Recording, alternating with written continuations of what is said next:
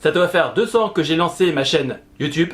C'est un bon moment pour faire le bilan de mes investissements. Pas juste un retour sur les performances, mais un bilan personnel. Je vais donc vous faire part de ce que j'ai appris, les problèmes les plus évidents à signaler et dans quoi je vais m'améliorer pour la suite.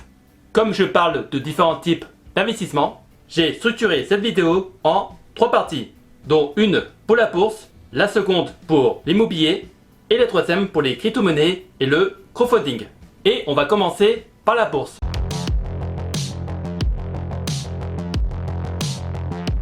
Pour ceux qui ne me connaissent pas, je suis un investisseur sur du long terme. Mon objectif est de faire fructifier mon argent en investissant sur des actions et ETF solides, avec des fondamentaux robustes. À côté de ça, je pratique le swing trading et le trading d'options d'actions. Je vous en parlerai dans d'autres vidéos.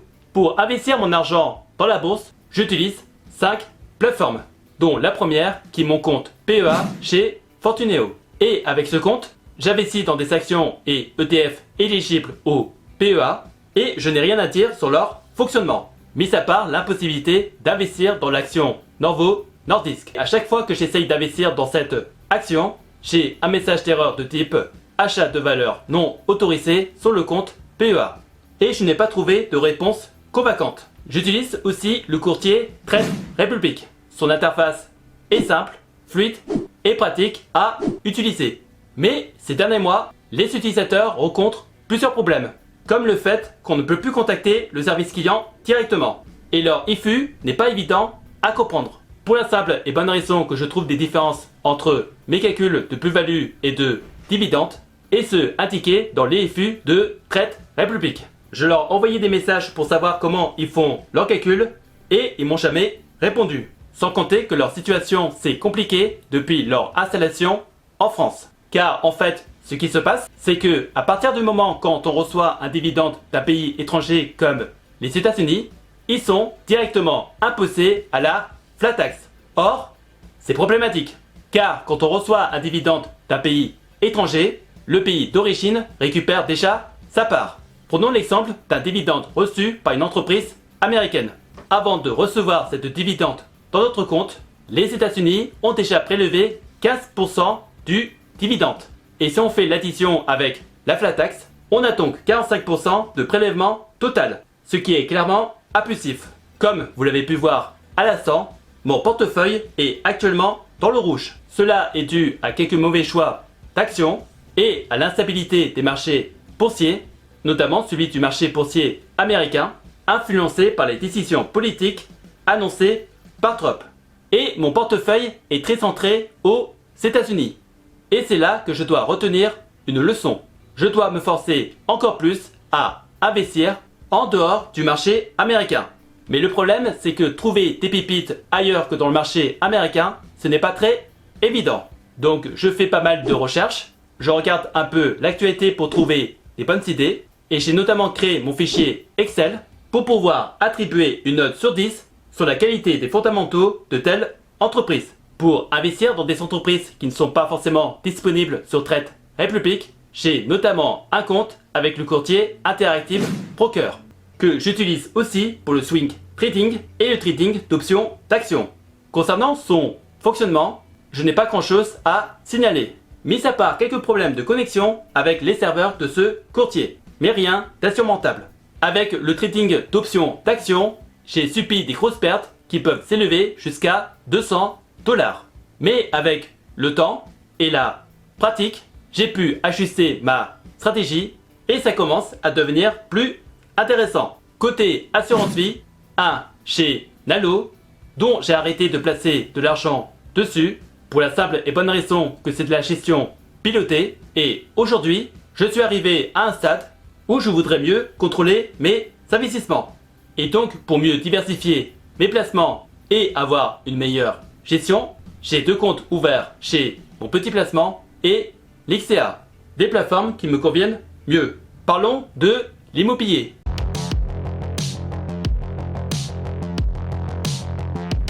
Concernant l'investissement dans l'immobilier, j'investis dans les SCPI et le crowdfunding.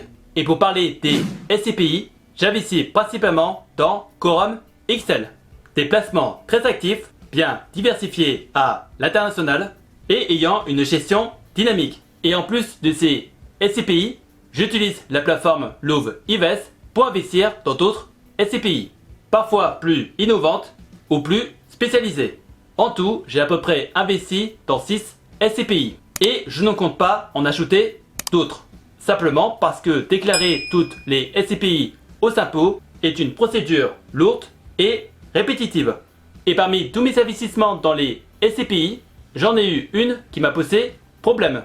Et c'est celle proposée par l'épargne foncière.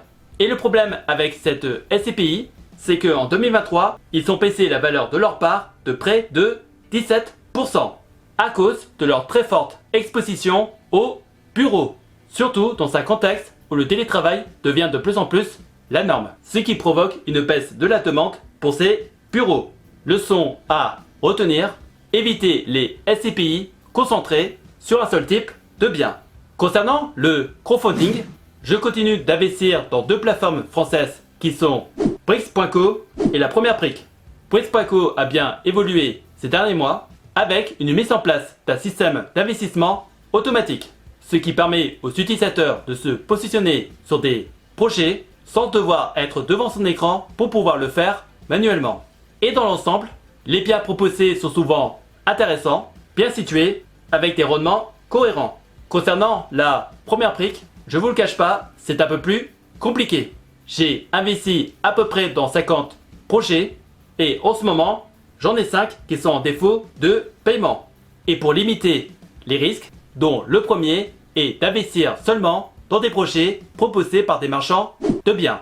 Et le second critère est d'investir dans des projets garantis par une hypothèque de premier rang. Et je regarde notamment si les projets sont proposés par des expérimentés dans des zones qui ont un vrai potentiel. À l'étranger, j'ai testé plusieurs plateformes, comme par exemple Realty, qui permet d'acheter des parts de biens immobiliers américains via la blockchain. Le concept de la plateforme est innovant et je perçois des loyers toutes les semaines en USDC.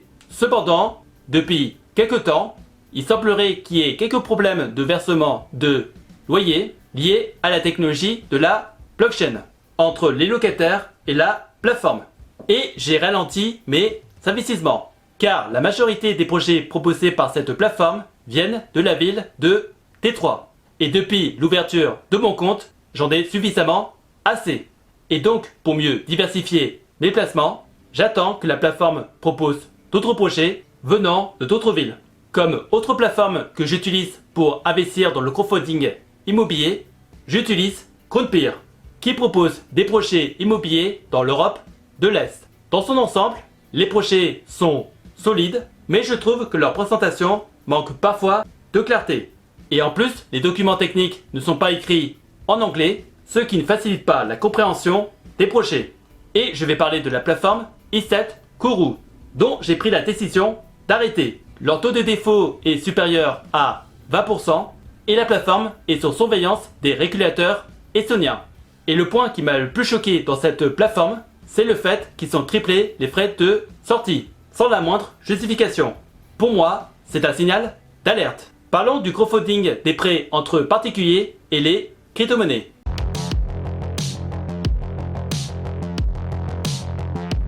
Côté crypto, je ne vais pas rentrer dans les détails car c'est déjà le sujet de ma vidéo précédente. J'investis à peu près dans 20 crypto-monnaies et dans quelques paniers thématiques proposés par Bipanda et Phil Manning.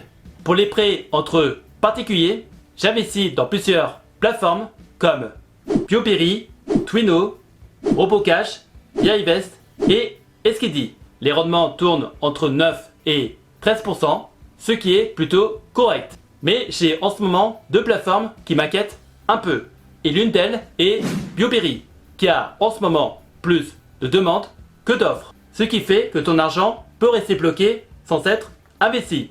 Et le taux est passé à 8% pour la majorité des prêts. Donc une rentabilité en baisse. Et l'autre plateforme qui m'inquiète, c'est ViaInvest. Dans l'ensemble, la plateforme fonctionne bien.